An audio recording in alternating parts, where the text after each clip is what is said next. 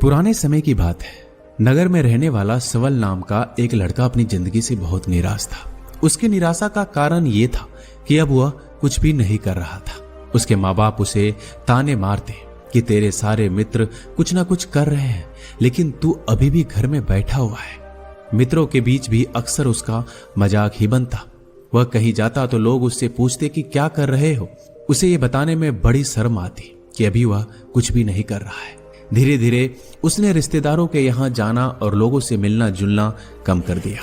वह ज्यादातर समय अपने घर में ही बैठा रहता। वह अकेले में रोता, भगवान को कोसता और अपनी किस्मत को दोष देता। अब उसे अपनी जिंदगी बोझ सी लगने लगी थी।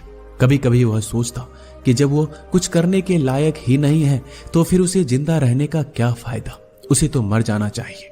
एक दिन वो अपने नगर की एक सड़क से गुजर रहा था। तभी उसने देखा कि एक गुरु दुख के ऊपर प्रवचन दे रहे हैं।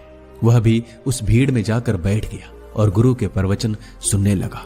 गुरु बोल रहे थे, दुख एक गुरु की भांति होता है जो हमें जीवन की सच्चाई दिखाता है और हमें सही से जीवन जीने का तरीका सिखाता है। आप चाहे तो अपने दुख रूपी गुरु से जीवन जीना भी सीख सकते हैं और चाहे तो उस दुख में डूबकर बैठकर रो भी सकते हैं। सवल भी गुरु की ये सारी बातें ध्यान से सुन रहा था, लेकिन उसे गुरु की ये बातें सही नहीं लगी। उसने खड़े होकर कहा, दुख कुछ भी सिखाकर नहीं जाता, सिर्फ पीड़ा देकर जाता है। दुख की पीड़ा अनंत होती है। ऐसा लगता है इसके बाद कुछ भी नहीं होने वाला, कुछ भी नहीं मिलने वाला। मृत्यु भी उसके सामने छोटी लगने लगती है। गुरु ने कहा, आखिर क्या दुख है तुम्हें? सवल ने अपना सारा दुख गुरु के समक्ष कह सुनाया और पूछा, क्या आपके पास मेरे इस दुख का कोई समाधान है?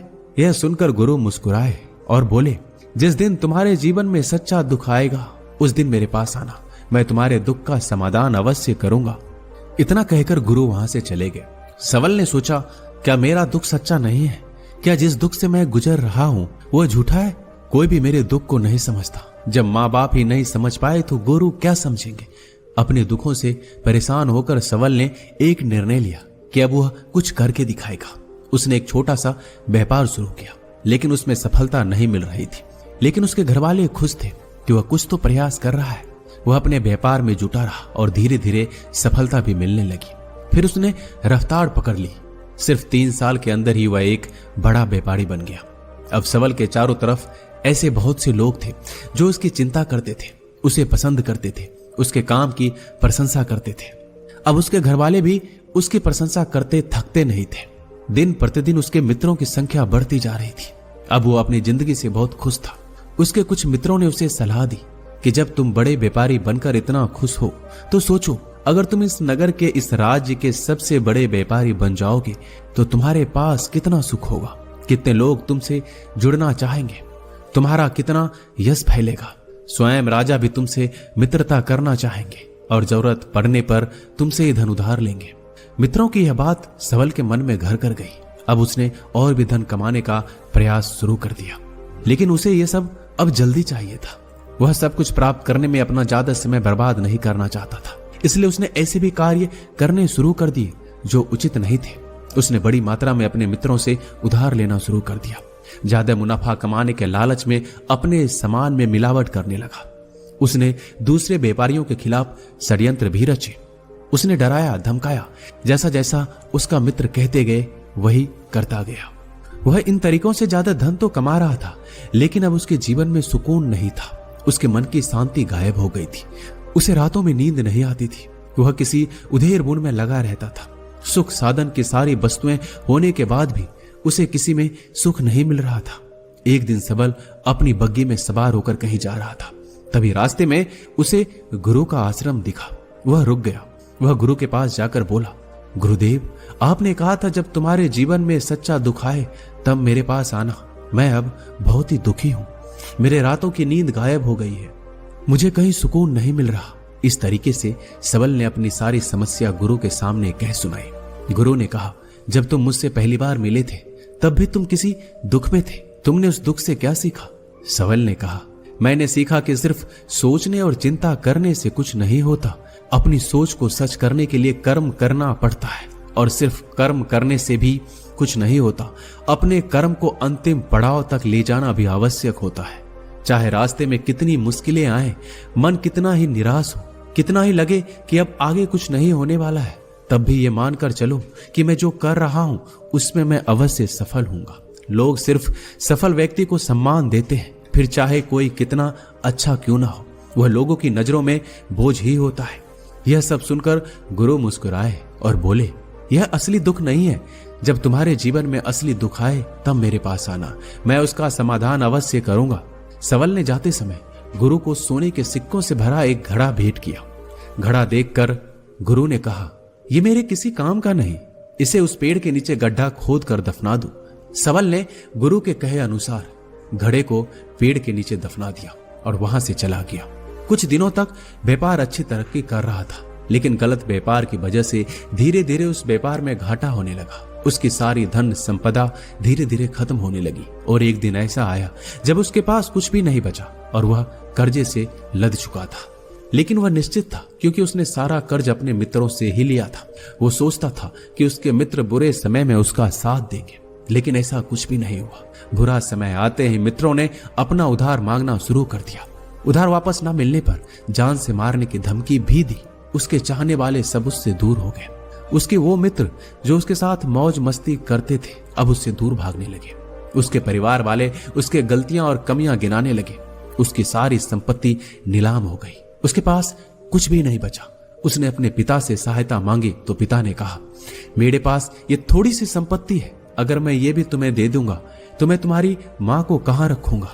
ये संपत्ति हमारा आखिरी सहारा है। सबल के भीतर बहुत गहरा दुख था। उसके आसपास कोई नहीं था जो उसके दुख को समझ सके, उसे संभाल सके।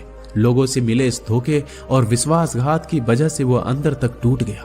उसे लगने लगा कि अब जीने का क्या मतलब, अब तो मृत्यु ही एकमात्र सहारा है। वो आत्महत्या करने के लिए पहाड़ी की तरफ जा रहा था। तभी उसे याद आया कि गुरु ने कहा था, जब तुम्हारे जीवन में असली दुख आए तब मेरे पास आना। सबल गुरु के पास गया और अपना सारा दुखड़ा उन्हें सुनाया। आंखों में आंसू भरकर बोला, मेरे इस दुख का समाधान कीजिए गुरुदेव। गुरु ने कहा, जब तुम्हारे जीवन में असली दुख आए तब मेरे पास आना, मैं उनका समाधान अवश्य करूंगा। सबल ने कहा, क्या अभी जो मेरे जीवन में घट रहा है क्या वो दुख नहीं है? आखिर असली दुख होता क्या है? गुरु ने कहा, सबसे पहले तुम मुझे ये बताओ, इस दुख से क्या सीख मिला? सबल ने कहा, मैंने सीखा कि जो लोग हमारी सफलता, हमारी तरक्की की वजह से हमारे जीवन में आए हैं वो हमें धोखा अवश्य देंगे, क्योंकि बुरे समय में हमारे साथ खड़े नहीं होंगे।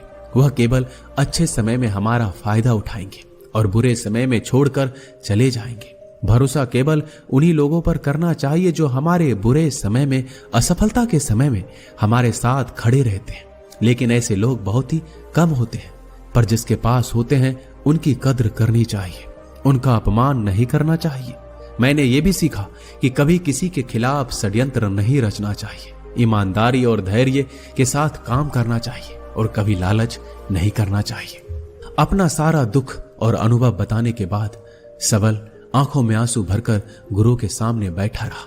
थोड़ी देर बाद गुरु उठे और उस पेड़ के नीचे गड्ढा खोदकर वह घड़ा बाहर निकाला जो सोने के सिक्कों से भरा हुआ था और उसे सबल को दे दिया और कहा, तुम्हारे जीवन में असली दुख आए तब मेरे पास आना। सबल ने गुरु को धन्यवाद दिया और प्रणाम कर कर वहां से चला गया। उसने उस धन से एक छोटा व्यापार शुरू किया। अब वह एक छोटा व्यापारी बनकर खुश था। अपनी पूरी लगन और ईमानदारी से व्यापार किया। देखते ही देखते वो फिर अपने नगर का एक बड़ा व्यापारी बन गया। उसका जीवन खुशियों और सुविधाओं से भर गया। लेकिन कोई कितना भी अच्छा हो, कितना भी अच्छा काम करे, दान करे, पुण्य करे, लोगों की मदद करे, लेकिन जीवन में दुख तो आता ही है। तो सबल के जीवन में भी दुख आया। उसके माता पिता की मृत्यु के रूप में। वो दोनों एक ही दिन मृत्यु को प्राप्त हो गए। सबल अपने माता पिता से बहुत प्रेम करता था, इसलिए उसे उनकी मृत्यु से बहुत गहरा आघात पहुंचा। उन दोनों के पार्थिव शरीर को शमशान घाट ले गया। वहां उनकी अंतिम क्रिया की गई। वहां उसने अपने माता पिता के शरीर को जलते हुए देखा तो उसका मन बेचैन हो गया। उसके अंदर बहुत से प्रश्न उठने लगे। वह घर वापस आया तो अपने माता पिता के घर और संपत्ति को देखा जिसके लिए उसके माता पिता हमेशा लड़ते रहते थे। आज वो लावारिस पड़ी है। आज उसकी देखरेख करने के लिए उसके लिए लड़ने वाले इस दुनिया से चले गए। उसके पिता ने जो भी कमाया था, जो भी बनाया था, सब कुछ यहीं रह गया था। एक दिन पहले किसी से भी अपनी संपत्ति के लिए लड़ जाने वाले उसके पिता आज इस दुनिया से अलविदा हो गए थे। उसका मन इसी तरह के अनेक विचारों के भंवर में फंसा हुआ था। उसे अंदर से अकेलापन और डर महसूस हो रहा था। उसे कुछ खालीपन सा महसूस हो रहा था। उसे लग रहा था कुछ तो है जिसे वो समझ नहीं पा रहा। इसलिए वो गुरु के पास गया। उसे देखते ही गुरु ने कहा, क्या जीवन में कोई दुख है? तो सबल ने कहा, वैसे तो जीवन में कोई दुख नहीं है गुरुदेव, सब सुख है, सब अच्छा चल रहा है। लेकिन आज मेरे माता पिता की मृत्यु हो गई। इस घटना ने मेरे मन को बेचैन कर दिया है। गुरु ने कहा, इसमें दुखी होने वाली कौन सी बात है? एक दिन तो सभी के प्रियजनों को मरना ही है। हमेशा जीवित ना तो कोई रहा है ना कोई रहेगा। एक दिन तो तुम्हें मरना ही है। हो सकता है कल ही मर जाओ या आज भी मर सकते हो। सबल ने कहा, यह आप क्या कह रहे हैं गुरुदेव? मैं भी मर जाऊंगा, पर मैं तो अभी जवान हूं। गुरु ने कहा, इसी भ्रम में तो सभी जी रहे हैं कि मृत्यु दूसरों को आती है, बुढ़ापा दूसरों को आती है, लेकिन बूढ़ों के सामने ही जवान मर जाते हैं, बच्चे मर जाते हैं। मृत्यु का किसी उम्र से कोई संबंध नहीं, ये तो सबको अपना ग्रास बना लेती है। गुरु की ये बातें सबल के मन में घर कर गई। वो चुपचाप वहां से चला गया, लेकिन उसका मन अब भी बेचैन था, अब भी अशांत था। वह कुछ खालीपन सा महसूस कर रहा था। वह पूरे दिन अपने बारे में सोचता रहा कि वह इस दुनिया में क्यों आया है। क्या सिर्फ चीजों को उपयोग करना और मरना ही जीवन का लक्ष्य है? ऐसे बहुत से प्रश्न उसके मन में लगातार उठ रहे थे, लेकिन उसका उत्तर नहीं मिल पा रहा था। उसका दुख दिन प्रतिदिन बढ़ता जा रहा था। कुछ दिनों बाद वह फिर गुरु के पास पहुंचा और बोला, गुरुदेव, मैं बहुत दुखी हूं। मैं ये नहीं जान पा रहा हूं कि मैं कौन हूं, इस दुनिया में क्यों आया हूं। ये सुनकर गुरु मुस्कुराए और बोले, आज पहली बार तुम्हारे जीवन में सच्चा दुख पैदा हुआ है। वास्तव में यही वो दुख है जो दुख कहलाने के लायक है, कि हमें पता नहीं कि हम कौन हैं, क्यों आए हैं, क्या करना है, कैसे करना है। सबल ने कहा, गुरुदेव, मेरे इस दुख का समाधान कीजिए। गुरु ने कहा, हम सभी इंसान जीवन भर क्या इकट्ठा करते हैं? सबल ने कहा, हम सभी इंसान जीवन भर धन, संपत्ति, मान, सम्मान, परिवार, मित्र, शत्रु, पद, प्रतिष्ठा, यह इकट्ठा करते हैं। गुरु ने कहा, क्या इन इकट्ठा हुई सभी चीजों से एक भी चीज साथ ले जाया जा सकता है?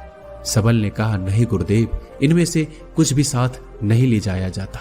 मेरे माता पिता के साथ कुछ नहीं गया, सब कुछ यहीं छूट गया है, परिवार, संपत्ति, सब कुछ। तो गुरु ने कहा, अब मेरी बातों को ध्यान से सुनना। इस दुनिया में हमें जो इकट्ठा करना है वो हम इकट्ठा करते नहीं। चीजें जो हमारे सामने होती है लेकिन हम उन्हें देखने का प्रयास नहीं करते। इस दुनिया में हमें जिस चीज को इकट्ठा करना है वो हम खुद हैं। हमें खुद को इकट्ठा करना है ताकि जब मृत्यु हो तो हम एक हो सके और स्वयं को पहचान सके। हम भीतर से बटे हुए हैं। हम बटे हुए हैं प्रेम में, नफरत में, क्रोध में, जलन में, धन में, संपत्ति में, पद में, प्रतिष्ठा में, मान में, पहचान में, धर्म में, जाति में। ऐसे ही सैकड़ों हजारों चीजों और वासनाओं से हम बटे हुए हैं। हम टुकड़ों में जीवन जी रहे हैं। इस बंटवारे की वजह से हमारी चेतना कभी एक नहीं हो पाती। हमारी चेतना बिखर गई है। इसलिए हमारे पास इतना भी समय नहीं है, इतना भी ऊर्जा नहीं है कि हम मुड़कर एक बार अपने भीतर देख सकें। वास्तव में जिस धन की कमी, सुविधाओं की कमी, मान सम्मान की कमी को लोग दुख समझते हैं और जीवन भर उसे दुख बोलकर रोते हैं, उनका समाधान खोजने का प्रयास करते हैं, उन्हें उनका समाधान कभी मिलेगा ही नहीं। क्योंकि जिन्हें लोग दुख कहते हैं वो असली दुख है ही नहीं, वो तो सिर्फ इंसान की चाहत है, उसकी इच्छा है जिसकी पूर्ति कभी नहीं की जा सकती। इसलिए यहाँ व्यक्ति को ऐसे दुखों का कभी समाधान मिलता ही नहीं। इसलिए इन सब के ऊपर अगर अपने दुखों का परम समाधान चाहिए तो सबसे पहले अपने आप को इकट्ठा करो, अपने ऊर्जा को इस संसार से वापस खींचो और एकत्रित करो। अपने ऊपर ध्यान दो, खुद पर ध्यान लगाओ, पहले अपने आप को पहचान लो। ऐसे ही बिखरते हुए मत चलो। सबल ने कहा, क्या गुरुदेव हमें ये संसार छोड़ देना चाहिए? अपने सभी इच्छाओं को मार देना चाहिए? किसी से प्रेम नहीं करना चाहिए? धन संपत्ति इकट्ठा नहीं करना चाहिए? मान सम्मान की आशा छोड़ देनी चाहिए?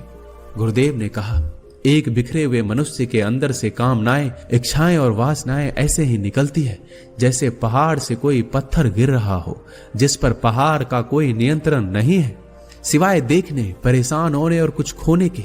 इसी प्रकार एक बिखरे हुए मनुष्य की इच्छाएं अनियंत्रित और दुखदायी होती है। उसका अनियंत्रित मन कुछ भी इच्छाएं और कल्पनाएं करता रहता है और दुखी होता रहता है। लेकिन जब व्यक्ति एकत्रित हो जाता है, तो वो जो भी करता है उसके नियंत्रण में करता है, तब इच्छाएं भी उसकी इच्छा से निकलती है। सबल ने कहा, गुरुदेव आपने मेरे सच्चे दुख का समाधान कर दिया, उसके बाद आपका बहुत धन्यवाद। मैं खुद को एकत्रित करने का प्रयास करूंगा। गुरु ने कहा, मानव शरीर में बहुत ऊर्जा है, बहुत शक्ति है, पर यह बेकार के कामों में बटकर रह गई है, व्यर्थ की चीजों में लगी रहती है। यह ऐसा है कि जैसे एक अत्यंत शक्तिशाली मशीन किसी बच्चे के हाथ में दे दी गई हो और बिना सोचे समझे, बिना किसी नियंत्रण और जानकारी के बस इस शक्ति को कहीं भी बर्बाद कर रहा है। इसलिए अपनी चेतना की शक्ति पर ध्यान दो और इसे एकत्रित करो। सबल को अपने प्रश्नों का उत्तर मिल चुका था। उसने गुरु को धन्यवाद किया और चुपचाप वहां से चला गया। दोस्तों, इस वीडियो में बस इतना ही। मिलते हैं अगले वीडियो में। अपना ख्याल रखिएगा।